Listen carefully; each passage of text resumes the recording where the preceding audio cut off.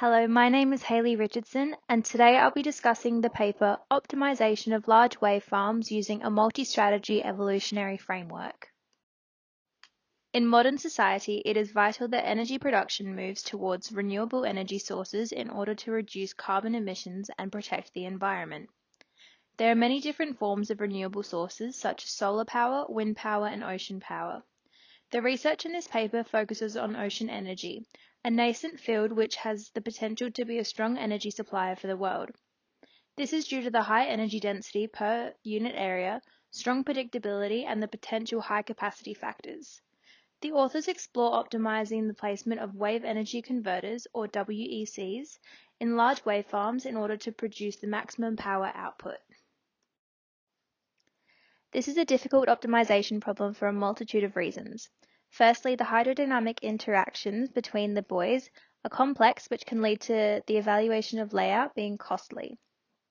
These complex interactions lead to a multimodal search space for the problem, which requires the use of global search to obtain good results. There are also a high number of decision variables in the larger farms, which can lead to a larger search space. The paper investigates previous approaches to optimize WEC placement, however, found that most of the previous research only optimized small wave farms.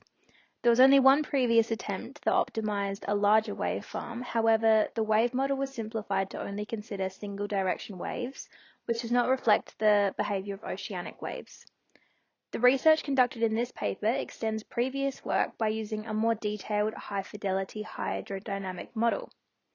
This increases the number of interactions to be evaluated and requires a novel, specialized, and highly efficient search heuristic. The first main section in the paper describes the wave converter model. The model is created based upon a submerged spherical buoy of 5-meter radius that is tethered to 3 power takeoff units installed on the seabed. The motion of said buoy is dependent upon the fluid structure forces and the forces exerted onto the buoy from the PTO system. The authors formulated a generalized equation of motion which describes the motion of the buoys in regards to the ocean. This is presented here with the parameter definitions listed below. From this equation, the power absorbed by the farm with a regular wave frequency and a single direction of wave propagation can be derived. This is shown as the first formula here. This, however, does not simulate realistic oceanic conditions as waves travel from different directions with multiple different frequencies. A second equation is derived which describes the power generated by the wave farm in the sea state, using a directional wave spectrum which describes the behavior of a wave, and this is shown as the second formula here. To obtain the final power equation, the deployment site needs to be taken into account when calculating the power. A deployment site can be characterized using the wave climate, where each sea state has a probability of occurrence, which can be found from historical wave climate statistics. This, in combination with the power equation, can be used to calculate the average annual power generated by a wave farm at a given location. Another factor which is used to demonstrate the quality of placement is the Q factor. This is defined as the ratio of power generated by an entire farm to the sum of the power outputs from all the WECs if they operate in isolation. If this value is greater than 1, it demonstrates that the farm creates more energy when the WECs are combined, as they benefit from the constructive interactions. In this paper, the hydrodynamic matrices are evaluated using an analytical model. However, it was found that when the number of interacting WECs increased, so did the complexity of the model, which led to high computational costs. To combat this problem, a threshold was introduced to limit the interaction distance. This means that if the distance between the two buoys exceeded this limit, the interactions between them are ignored. This threshold is described using the distance between the buoys and the wave number. It was found that a value of 100 produced the best results for power produced and minimum computation time. Looking at the diagrams here, it can be seen that without the threshold, the model grossly overestimated the power produced and had a very large computational time. When formulating the optimization problem, the authors placed a constraint on the buoy positions, stating that there is 20,000 square meters of farm space allocated per buoy. In addition to this, the intra-buoy distance may not be less than 50 meters due to safety and maintenance reasons. Violations of the distance constraints are handled via a steep penalty function and a Nedler-Mead simplex algorithm in order to repair the violations. Using the Nedler-Mead algorithm allows the system to avoid re-evaluations of the full wave model, which can be very costly. In order to test the algorithms fairly, the authors placed a time constraint upon the runtime so that each algorithm could run for at most 3 days. The next stage of the solution development is the formulation of the optimization methods. The methods in this paper fall under 3 broad strategies: continuous space, optimizing the position in a discretized grid, and hybrid multi-strategy heuristics, which are based upon observations in combination with the strengths from the first 2 strategies. Under the first strategy, there were 6 self-continuous space algorithms explored, which include a covariance matrix adaptation evolutionary strategy, a 2+2 covariance matrix adaptation evolutionary strategy, differential evolution, improved differential evolution, a simple 1+1 EA, and a local search plus Nedler-Mead. This is a fast and effective positioning method where the buoy is placed and optimized one at a time sequentially through sampling at a normal distribution random offset from the previous buoy position. The discrete methods which were sampled include a binary genetic algorithm, an improved binary differential evolution, an enhanced binary particle swarm optimization, and a discrete local search. The hybrid heuristic framework consists of 5 steps. The first step is to apply a symmetrical local search and Nedler-Mead algorithm, which is very similar to the local search and Nedler-Mead method, however it offers a more systematic local search.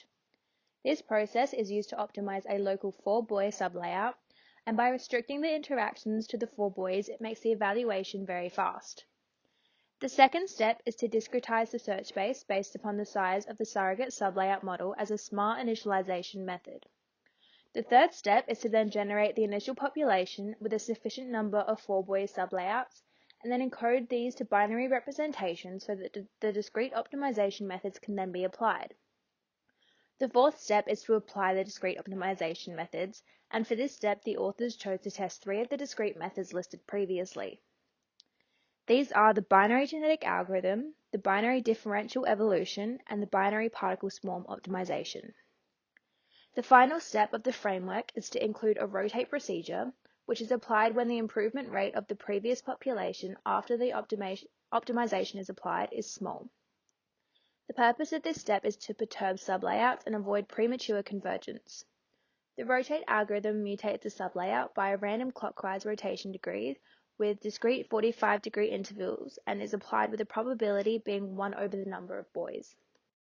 Here is a summary of the 3 combinations derived from this process. In the third hybrid search strategy, the binary encoded search spaces are discrete, which means that there is still scope to further tune layout locations.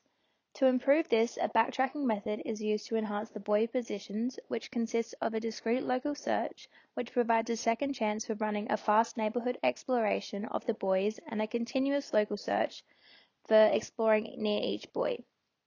The rotation procedure is embedded into the discrete metaheuristic to perturb the best solution after each generation. The final 3 hybrid multi-strategy evolutionary algorithms proposed are on the screen here. The final section is the experimental results. Within the experimental section, the authors compared 17 different search heuristics, which include 6 known variations and 11 new combinations.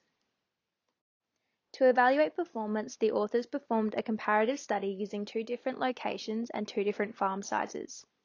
The 2 sizes they chose to use were 49 buoys and 100 buoys.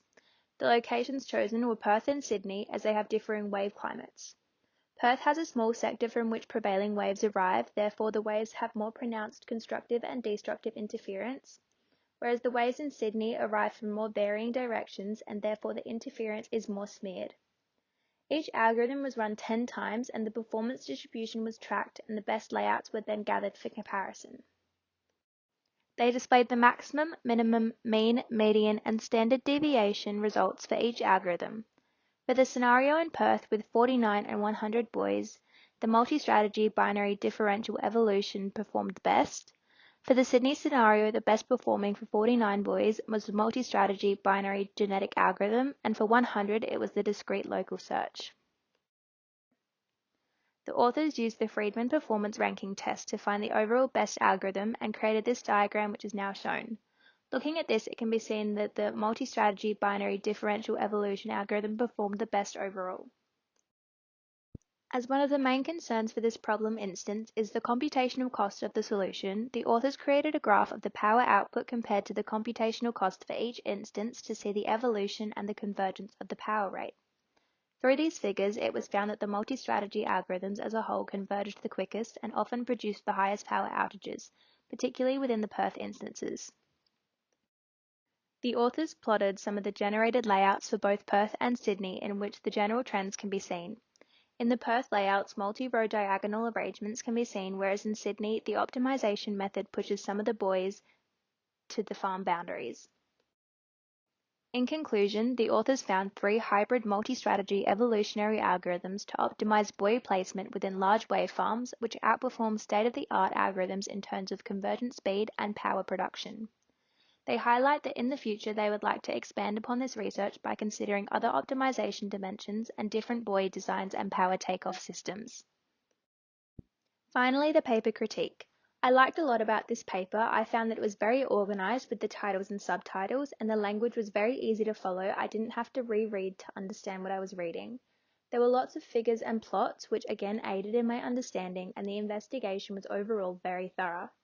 I did, however, find that there were a lot of algorithms that were mentioned within the paper that were not brought back in the conclusion as having any large impact on the investigation, and therefore they could be removed in order to refocus the paper. Thank you for listening to my Spotlight talk.